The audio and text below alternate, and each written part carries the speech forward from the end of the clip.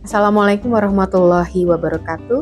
Perkenalkan, saya Ratna Andriani Nastiti, STMDS, dosen program studi Desain Interior UPN Veteran Jawa Timur. Di sini, saya berkesempatan untuk mengampu mata kuliah pengantar psikologi desain. Mata kuliah pengantar psikologi desain ini adalah mata kuliah wajib yang harus diikuti oleh mahasiswa program studi Desain Interior semester 4. Mata kuliah ini merupakan mata kuliah teori dengan bobot 3 SKS. Adapun metode yang akan digunakan dalam mata kuliah ini adalah menggunakan metode Delivery, Interaction, and Assessment. Mata kuliah ini mempelajari tentang bagaimana faktor lingkungan dapat berpengaruh terhadap persepsi dan perilaku manusia sebagai pengguna ruang. Dengan memahami psikologi interior, diharapkan mahasiswa mampu memahami dan menganalisa aspek-aspek kebutuhan psikis pengguna agar dapat menunjang sebuah proses desain. Selanjutnya, mahasiswa dapat menyampaikan pandangan tentang psikologi ruang secara ilmiah. Adapun capaian pembelajaran lulusan yang dibebankan pada mata kuliah ini ada 2 CPL. Capaian pembelajaran lulusan yang pertama yaitu mahasiswa mampu memahami dan memprogram strategi desain berwawasan lingkungan untuk mewujudkan kenyamanan lingkungan fisik dan non-fisik penghuni dalam ruangan. Kemudian, untuk capaian pembelajaran lulusan yang kedua, mahasiswa diharapkan mampu mengembangkan strategi desain berlandaskan kearifan budaya Nusantara untuk mewujudkan keberlanjutan sosial, ekonomi, dan juga budaya. Selanjutnya, adapun subcapaian pembelajaran mata kuliah pada mata kuliah pengantar psikologi desain ini, yang pertama, mahasiswa mampu mendeskripsikan aspek psikologi dalam pengalaman ruang dengan cermat, serta menganalisis strategi desain berwawasan lingkungan. Selanjutnya, untuk bahan kajian dan juga materi pembelajaran pada mata kuliah ini, yang pertama adalah persepsi dan respon desain, terkhusus pada desain interior. Kemudian yang kedua, sensory factor of design. Kemudian yang ketiga, pengalaman dan juga lingkungan terkait desain interior. Selanjutnya yang keempat, perspektif hubungan manusia dalam ruangan. Dan yang kelima, perilaku dan emosi pengguna di dalam ruangan desain interior. Referensi yang digunakan pada mata kuliah ini terdiri dari referensi utama dan juga referensi pendukung.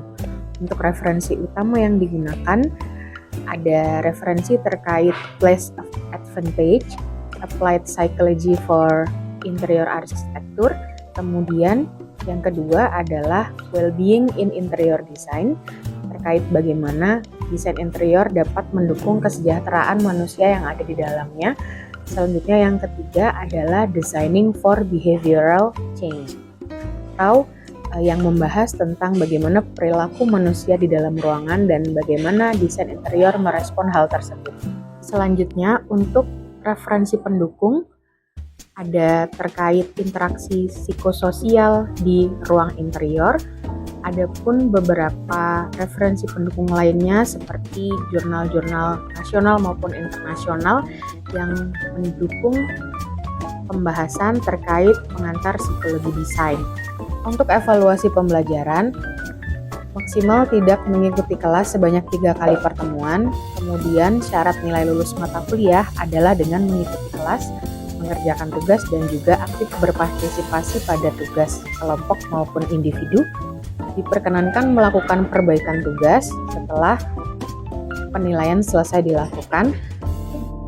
Selanjutnya, nilai setiap tugas dapat diakses secara daring pada Google Spreadsheet dan dapat dipantau oleh mahasiswa secara langsung.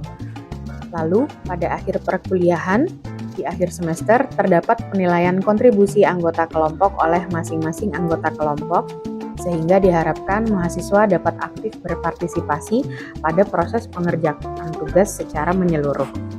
Kemudian, metode pembelajaran yang dilakukan pada mata kuliah pengantar psikologi desain ini Yang pertama, menggunakan metode case method study. Kemudian yang kedua, menggunakan project based learning. Dan yang ketiga, menggunakan small group discussion. Untuk sistem penilaian dari mata kuliah ini terdiri dari penilaian dari 2 tugas. Tugas pertama yaitu tugas UTS dan tugas kedua adalah tugas UAS. Untuk tugas UTS, mahasiswa diminta untuk menganalisis studi kasus, kemudian menyajikan datanya dalam bentuk booklet. Pada tugas UTS ini, mahasiswa diminta untuk mencari salah satu objek ruang publik, boleh menggunakan hasil survei yang terintegrasi dengan mata kuliah core atau mata kuliah inti, dan boleh juga memilih objek baru. Hasil survei objek tersebut kemudian dibahas berdasarkan studi kasusnya, menggunakan teori-teori yang sudah diajarkan di mata kuliah dari minggu ke-1 hingga minggu ke-7. Selanjutnya, untuk tugas UAS, mahasiswa diminta untuk merumuskan konsep desain salah satu studi kasus yang sudah dipilih, kemudian mewujudkannya dalam bentuk maket kecil, proyek maket sederhana, dikerjakan secara berkelompok. Untuk contoh tugasnya adalah seperti ini. Nah, selanjutnya berikut ini akan ditampilkan cuplikan kelas mengajar mata kuliah pengantar psikologi desain, di mana pada akhir perkuliahan akan diadakan asesmen berupa telusur smellscape, karena materi yang diajarkan pada kelas ini adalah bagaimana alat indera merespon stimulus yang ada di dalam suatu ruangan atau desain interior, sehingga nantinya mahasiswa di akhir perkuliahan diminta untuk menelusuri sebuah bangunan dan menandai atau place marking di mana saja titik-titik yang memiliki sumber aroma atau perbedaan aroma dibandingkan dengan area lainnya. Adapun berikut cuplikannya. Oke, Assalamualaikum warahmatullahi wabarakatuh. Selamat pagi teman-teman semuanya. Hari ini kita akan mempelajari tentang mata kuliah pengantar psikologi desain pada pembahasan emotional and cognitive responses to sensory information. Nah, materi ini adalah materi dari mata kuliah pengantar psikologi desain di minggu ke-7. Jadi kita akan mempelajari tentang tangible dan intangible serta bagaimana sensori-sensori yang ada di lingkungan kita ditangkap oleh alat indera. Nah, di sini kalau kita lihat ada gambar laki-laki dan perempuan, kelihatannya walaupun agak apa. Jadi sebenarnya secara naluriahnya atau dasarnya manusia itu antara laki-laki dan perempuan punya tingkat kepekaan terhadap respon sensori dengan cara yang berbeda. Misalkan teman-teman, kalau yang cewek itu lebih responnya lebih peka terhadap aroma, kemudian yang laki-laki itu cenderung tidak, tapi yang laki-laki lebih peka terhadap respon audio dan sebagainya. Jadi itu naluri aja, nggak apa-apa itu karena memang bawaan kita, kemampuan kita seperti itu. Dan kemudian mekanisme kerja alat indera penginderaan merupakan tahap paling awal manusia dalam menerima informasi dari lingkungan. Ini namanya adalah persepsi manusia. Jadi kenapa kok kita perlu mempelajari bagaimana rangsangan itu diterima oleh alat indera, karena kita nanti sebagai perancang kita harus merancang based on apa yang dibutuhkan oleh alat indera kita. Kalau misalkan kita punya visual, kita pengen melihat hal-hal yang baik, ya sudah, berarti kita merancang hal-hal yang indah secara visual, yang dilihat dengan kebaikan atau estetis ya kalau bahasa kalian sekarang. Kemudian kita akan harus mendesain dengan mempertimbangkan prinsip aroma yang baik atau smellscape yang baik gitu. Jadi ya udah, kalau misalkan area yang kalian desain itu berada di dekat TPI atau TPA, tempat pembuangan akhir gitu ya, atau tempat pembuangan ikan, itu kan pasti punya aroma yang berbeda dibandingkan dengan pemukiman yang ada di rumah-rumah kanan kirinya gitu. Sehingga ketika kita peka terhadap aroma yang ada di sana, kita perlu tahu akan membuat jendela atau bukaan ke arah mana. Kemudian kita juga perlu mempelajari arah anginnya. Apakah angin itu menghembuskan bau-bauan itu ke dalam rumah dan dampaknya baik atau enggak? Kalau enggak ya buat apa kita desain seperti itu. Itu contohnya. Next, kemudian, oke. Nah, pertanyaannya nih,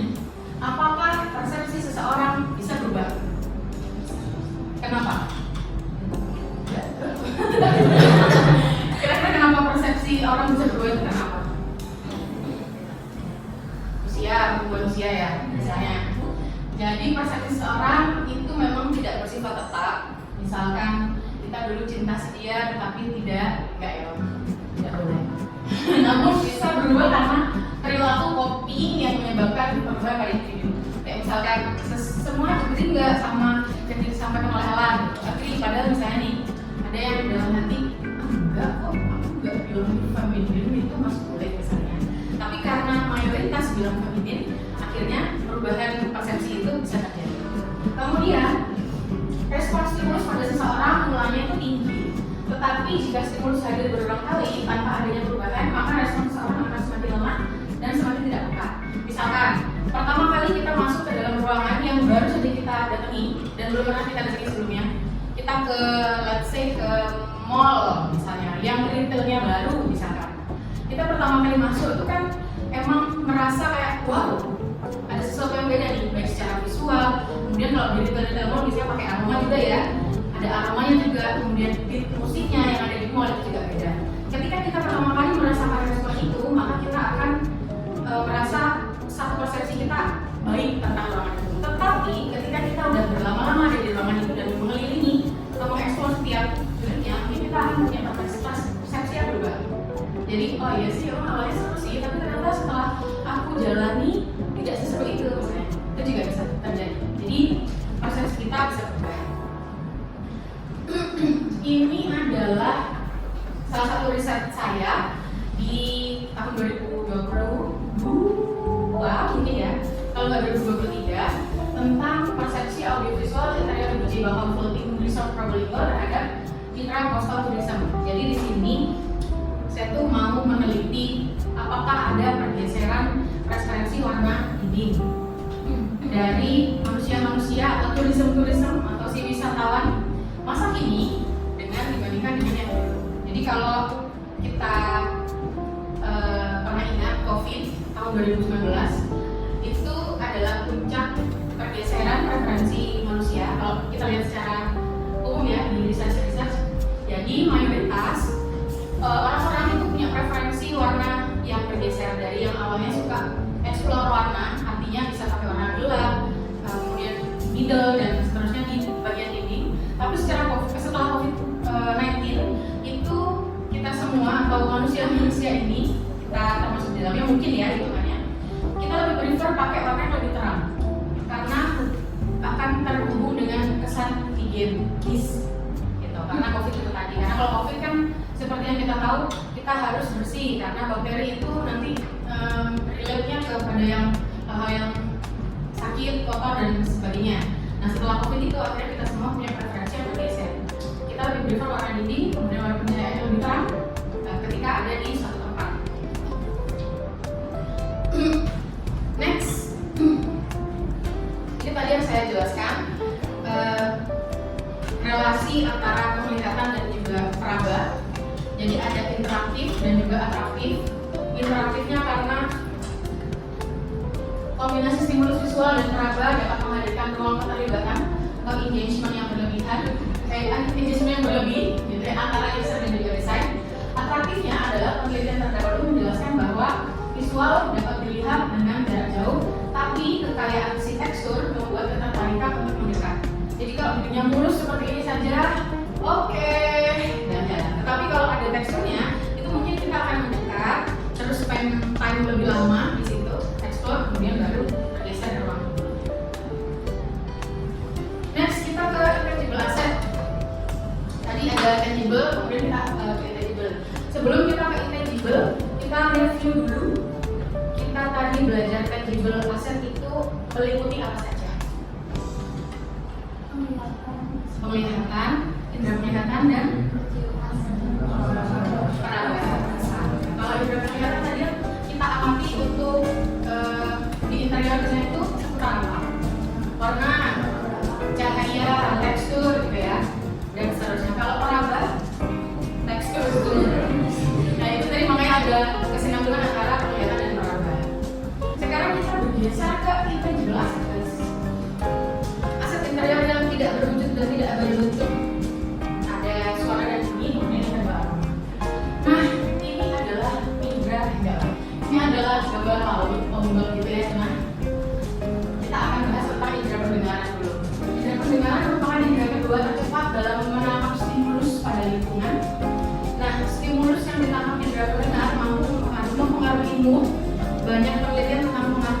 di retail, lobby hotel atau tempat komersial lainnya bisa mempengaruhi persepsi manusia. Kalau kita lihat di sini kalimatnya adalah indera pendengaran itu adalah indera kedua tercepat yang menangkap stimulus. Indera tercepat pertama apa? Pendengaran. Oke, ketiga penciuman. Jadi kalau kita main dengan indera penglihatan itu kita bisa langsung cepat menangkap karena memang indera penglihatan itu si paling kuat gitu ya. Makanya kita kalau lihat visual bagus ya kita langsung judge dari si penglihatan itu. Tapi ketika kita deketin bau misalnya kita tetap lihat bagus gitu ya. Nah itu indera penglihatan. Kemudian indera pendengaran ini mempengaruhi untuk kalau penciuman mempengaruhinya terhadap memori. Jadi seperti itu si susunan indera. Next, ini ada bunyi, ada musik. Jadi kalau bunyi ini baik Roger Ulrich ceritanya ya di healthcare facilities. Jadi teori of supportive design itu fungsi desain pada fasilitas kesehatan ada sense of control, sense of support sama positive distraction. Artinya ketika kita ada di healthcare facilities itu misalkan teman-teman pernah ke dokter gigi, ketika umur berapa tahun? 4 tahun kayaknya 14 tahun, oh 4 tahun berapa tahun? 6 tahun. Oh 6 tahun ke dokter gigi. Apa kesan pertamamu ke dokter gigi? Dingin, mencekam, ruangannya putih, full alat-alat. Yang alat-alatnya itu kalau dipakai ke kita tuh agak mengeluarkan bunyi yang mengerikan gitu ya, untuk anak 6 tahun ya.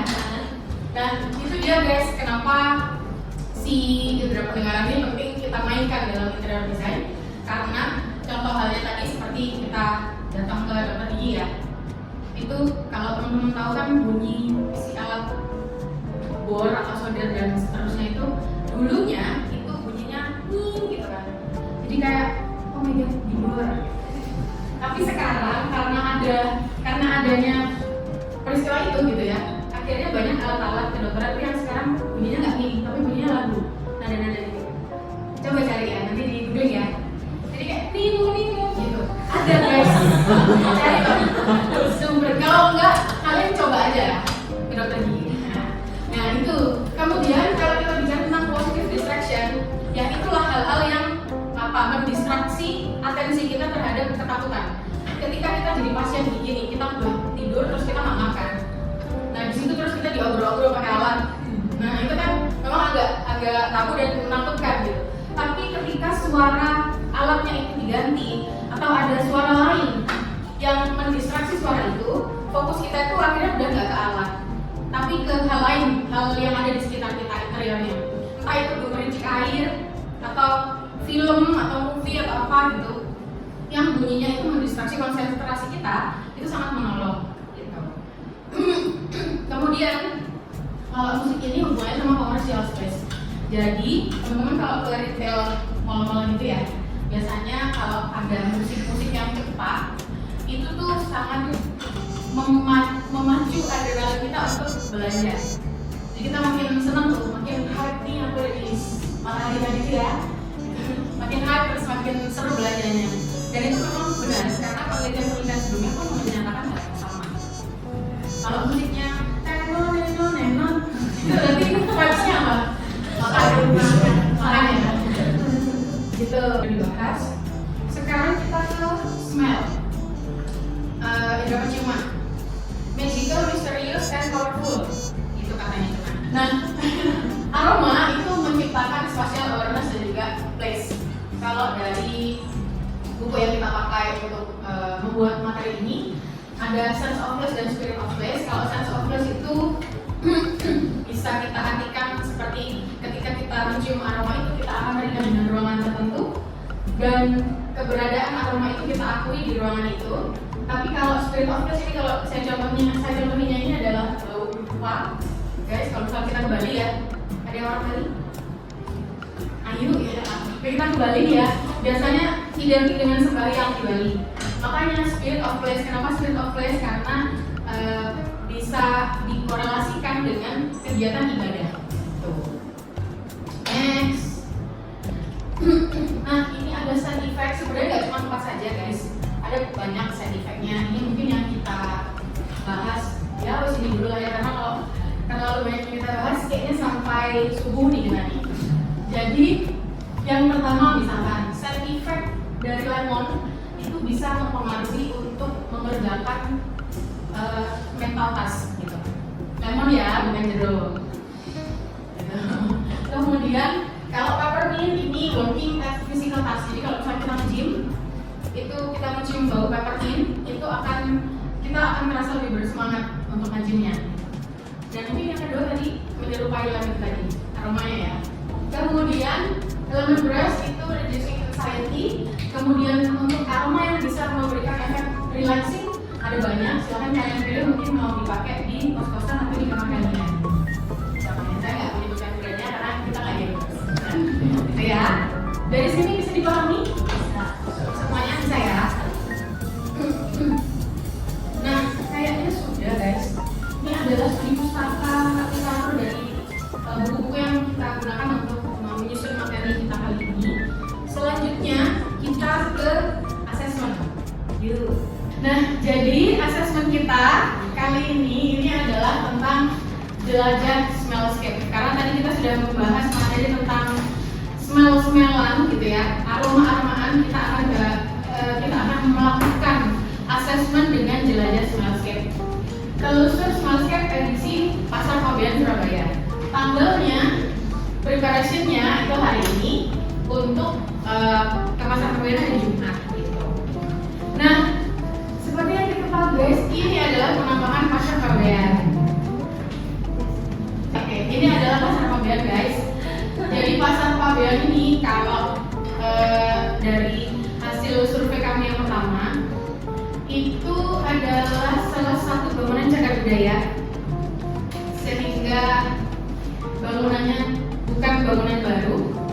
Dan Pasar Fabian ini jualan ikan, jualan bawang, jualan rempah-rempah, jualan ikan kering gitu ya, dan seterusnya. Nah, seperti ini visualnya ya.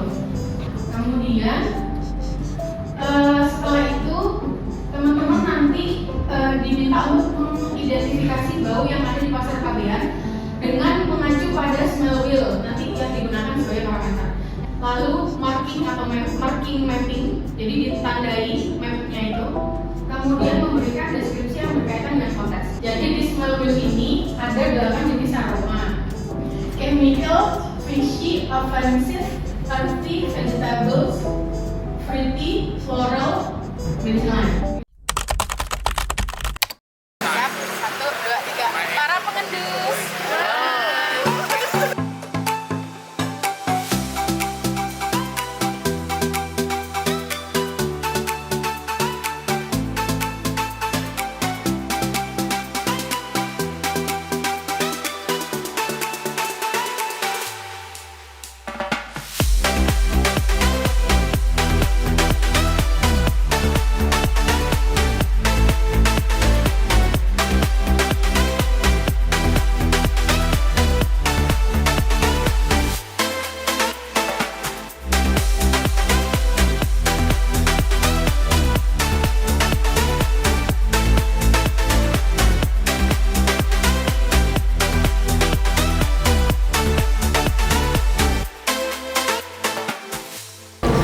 Jadi itu tadi hasil asesmen kita di Pasar Fabian terkait smellscape.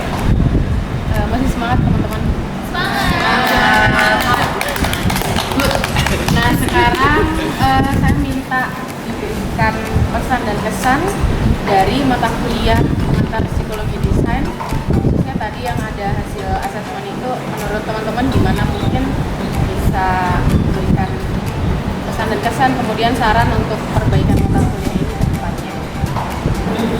Perkenalkan, nama saya Nestus Makaben. Untuk kesannya sih menyenangkan, juga mengingatkan lebih banyak belajar, Lebih banyak telusur ya? Telusur lagi. Perkenalkan, nama saya Raditya dari Sawinda. Untuk kesan dan pesan smellscape telusur Pasar Pabean tadi sangat seru. Banyak banyak ilmu yang baru juga, sangat sinkron dengan mata kuliah psikologi desain juga. Sarannya sama, banyak telusur lagi. Oke. Untuk kesan dan pesannya sama aja. Tadi mata kuliahnya juga seru banget. Kita explore di luar ruangan, luar kelas. Jadi kita itu bisa mengetahui banyak hal terkait di luar, seperti apa kondisi Pasar Pabean tadi juga gitu sih. Dan pastinya kalau dari sarannya sendiri lebih sering-sering aja kayak ngadain mata kuliah di luar kelas gitu. Berikut ini merupakan hasil asesmen dari mahasiswa yang telah melakukan telusur smellscape di mata kuliah pengantar psikologi desain, di mana dari 26 peserta terdapat 24 peserta yang dinyatakan benar dalam mengerjakan asesmen. Kemudian 2 mahasiswa dinyatakan belum tepat mengerjakan asesmennya dengan justifikasi tidak menyebutkan sumber aroma yang jelas pada tugas. Mungkin itu saja yang dapat saya sampaikan. Terima kasih. Wassalamualaikum warahmatullahi wabarakatuh.